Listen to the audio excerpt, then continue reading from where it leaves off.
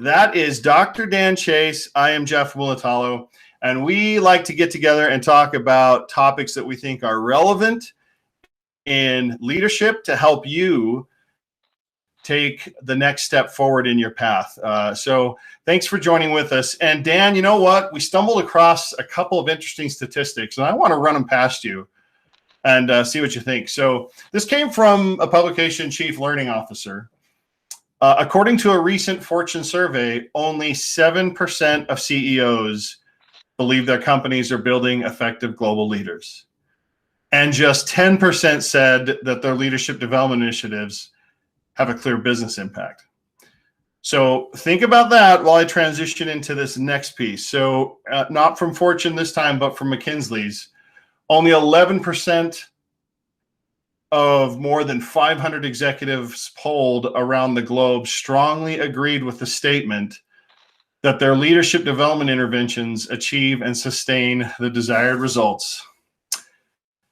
We don't want to have an identity crisis here, Dan, but that seems pretty alarming if you work in the field of leadership development, professional development, training, or succession planning. Why do you think that the returns on these things and the estimation of building effective leaders and organizations is so low? That survey data, the one that resonates with me is the McKinsey one too, that only 11% of 500 executives, take the global leadership out of it, but think that their leadership development gets sustained and desired results. That is a tiny number, and it's pretty damning for those of us that are in this industry. Now, what's interesting is that article that you referenced from CLO, Chief Learning Officer, it's a good article, and it has a lot of discussion about typical measurement and some of the challenges of measuring leadership development organizationally. But I think, and what I want to spend some time talking about is not the measurement problem, as problematic as that might be. But I think what we've got in the world of leadership development and how organizations understand leadership is a definition problem, or even a fit problem. So the question is really how are organizations defining and cultivating, defining first, right? And then cultivating leadership. My experience, and I think this is changing to some extent, but organizations tend to promote, let's put it in its simplest form. They tend to promote someone who is a good widget maker, if I can use that term, because maybe that's their compensation structure and they want to reward said widget maker. And so what do? You make them a manager. Now that they're a manager, that's not good enough, right? We love leadership and we want them to not just be a manager and teach other people how to make widgets like they do. We want them to be a leader. And so we send them to leadership training or a seminar, or tell them to read some airport leadership book or something like that. And really what it is, it's this, what I call the outside in approach to leadership development. And it just doesn't work. It represents a fundamental misunderstanding of how leadership really works. What I think matters more is what we call the inside out form of leadership development. And let me give you one more example, see if this makes sense. I really believe that leadership and leadership influences is a truly organic thing. When someone's got credibility to you, when there is someone who paints a compelling picture of vision, has values, has credibility, whatever it is, and you want to follow or you want to offer your discretionary effort or your supportership to that person, it happens organically. The problem is bureaucracies, hierarchies, organizational structures are very often inorganic. Think about how many, anybody listening, how often in your careers have you had a boss, your boss being the person that your organization would like to be a leader, who they're spending, part of these, millions and millions and millions of dollars a year that organizations are on developing leaders, that you would never vote for them to be your leader. If you had a say in it, you're the subordinate, you would never pick them. And even in our in our republic, as many problems as there are, at least you feel this sense of, well, at least I get a vote. Well, you get none of that in most organizations. So it's kind of a square peg in a round hole. It's saying here's this unnatural and organic structure And we're going to take this thing that is very organic and natural and happens. We're going to say, nope, now we're going to make you a leader, whether that's inside of you or not. We're going to impose leadership upon you. And that's how a lot of leadership development goes. So I'm talking too long. Give me a response to that. Is that a weird explanation? Does it make sense? Do you have any response to that, Jeff? Well, I think this begins to scratch at maybe some fundamental questions that other leadership experts have scratched around, which is, is leadership something that can be developed or taught, or is it native? And I don't think you're really saying it's native per se, meaning some people are leaders and some aren't. If I hear you correctly, I think what you're saying is to one degree or another, or one context to another, or one circumstance to another, there is leadership capacity in us, depending on the extent to which we have purposes and principles that are in alignment, that our values are there, and then that breathes authenticity. But that what ends up happening is in these unnatural environments, to exchange environments by definition are unnatural, because you aren't doing it due to the nature of the thing, you're doing it for the exchange, right? Mm-hmm. And so when you're in this exchange environment, then you end up in your leadership development efforts starting to focus on people that you believe have demonstrated stronger capacity within the exchange. And if that's the case,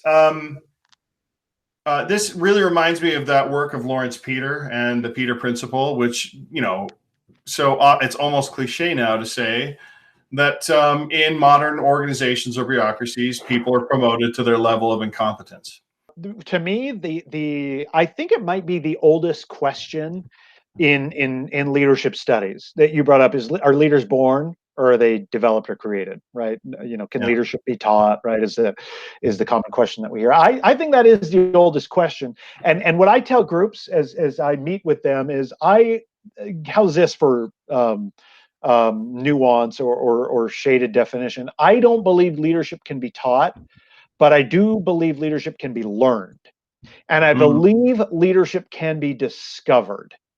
So, and there's a difference there, right? The leadership can be taught. I think we have to say yes, because people learn it.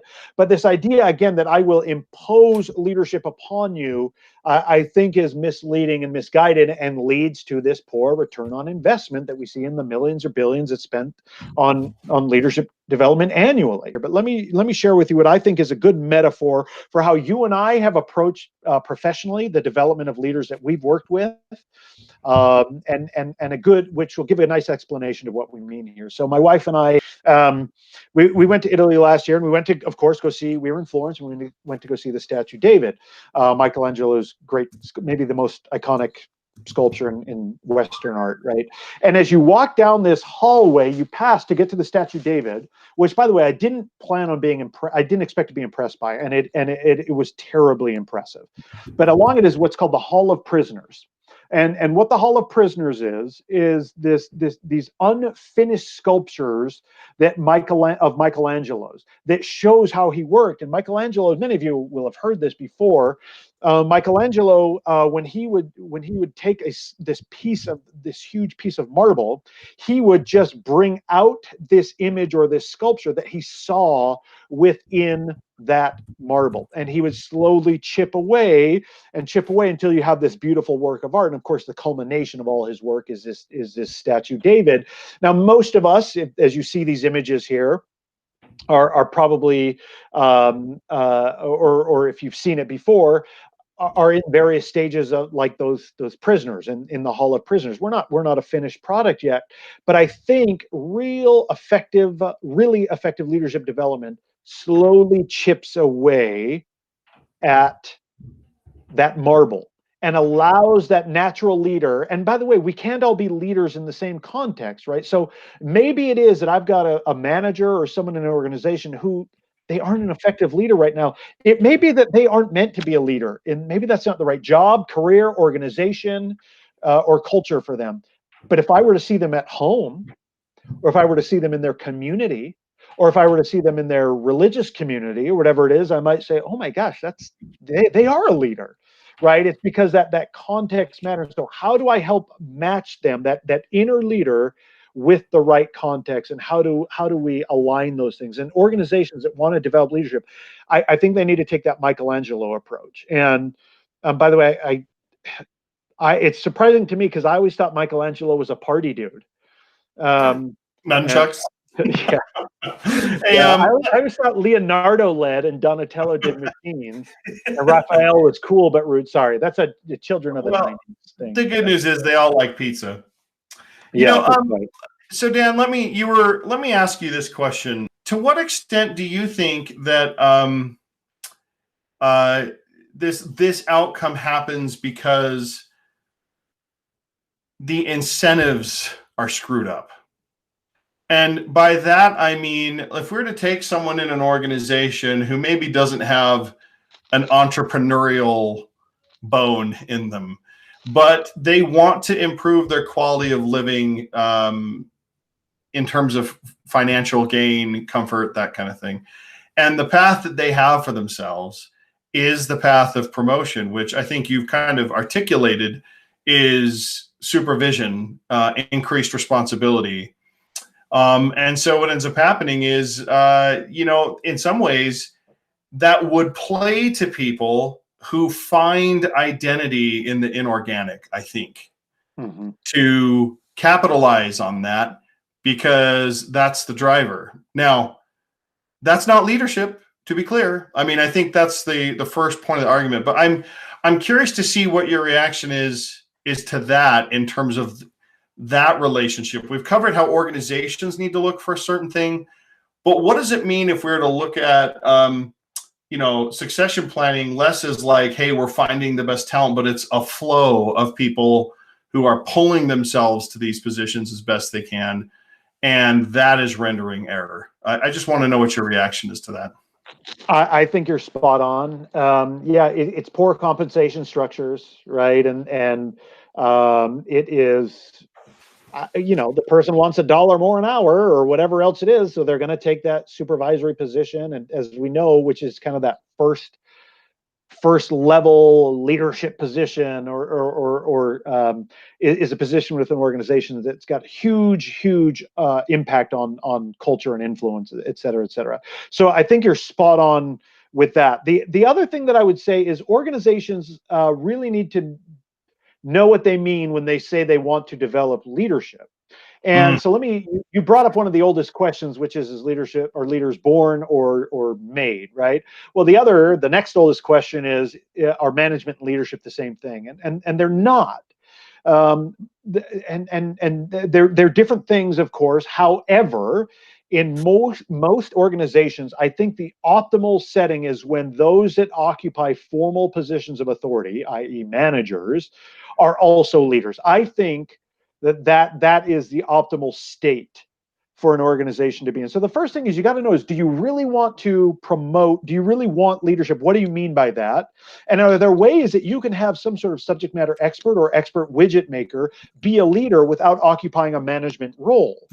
There might be opportunity for that. And then, of course, to your point, can you compensate them so that they aren't incentivized to take a position that they're not cut out for, which is only going to frustrate those that they're, quote, trying to lead, and only going to waste your money as you try and develop their leadership, right? And so that leads us to the next thing that organizations can do if they understand this organic versus inorganic leadership and organizational structure dynamic, which is promote people with the right value alignment, the right purpose alignment, the right intentions.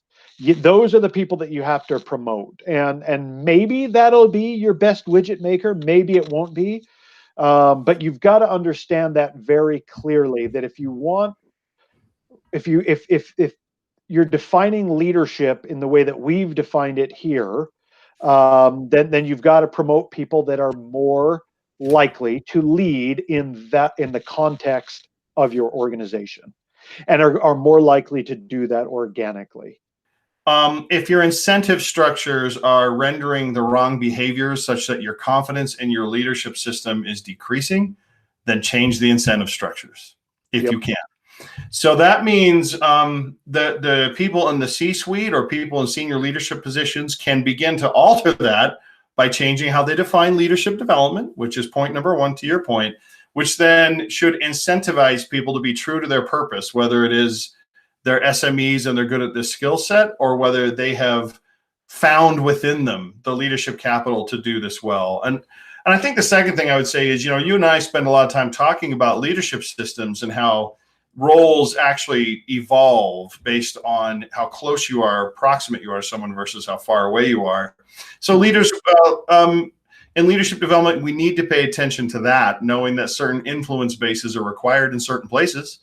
And so it seems to me what you're saying, before I hand it over to you, say just want to summarize the take homes. It seems to me what you're saying is the executives need to view leadership development in a way that is friendly to what leadership actually is and is responsive to the needs of our leadership system, and create the incentives necessary for people to be authentic in finding their voice and their why. That's what I've got, but you correct it and give us the take homes. No, that in fact, what you just articulated was the perfect summary for what organization, if we answer the question, okay, we know that maybe there's a misalignment between leadership, organic leadership, and inorganic leadership development efforts or promotional opportunities. Great summary. I think the remaining question is what about individuals that aspire to leadership? And we say this in a lot of our podcasts, and it doesn't make it any less relevant or any less true. In fact, maybe the opposite, is you've got to find your authentic why or your purpose, or why is it that you want to be a leader anyway, before you accept that promotion. Is there value alignment for you and purpose alignment for you with what the organization does and the impact you'd like to have on other people's lives? And it's probably cliche and we hear it a lot, but the Socrates quote, the unexamined life is not worth living. You got to know yourself, and you've got to know if this is a leadership context for you. If your current employment opportunity, the organization that you currently work for, is where you could authentically lead. And so I think what we've given people here is what you just described as what organizations, C-suite decision makers, what they need to be aware of. And those last two really, or last one, is what those that aspire to leadership, what they can do about this. But really, it's about finding that leadership fit. And by the way, this doesn't mean that it's always a perfect alignment between your values and the organizations, or your purpose and the organizations, but enough that you could lead authentically and without reservation. I think is the key here. But as organizations attend to leadership and some of these challenges and their compensation structures and defining leadership and things like that, and as leaders really understand that leadership context matters and understand their why and purpose, I really think you'd see a change in the impact that leadership development efforts have. I think you'd see that 11% from McKinsey or whatever those 500 executives said. I think you'd see that go up. I think it's right now it's misapplied leadership development. I think we're doing it the wrong way. We're doing outside in still, even though we all know this, we still do that outside in approach versus the inside out, which is where you're really going to make a difference in terms of developing leaders. Yeah, and if you were to change that 11% even by 3 to 4%, that would be a dramatic change. A dramatic change. So this has been a great discussion. Hey everybody, thanks for joining us, and don't stop believing. Peace out.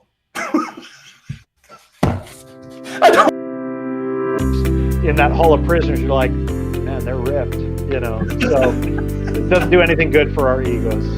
Well, chances are back then they didn't have McDonald's.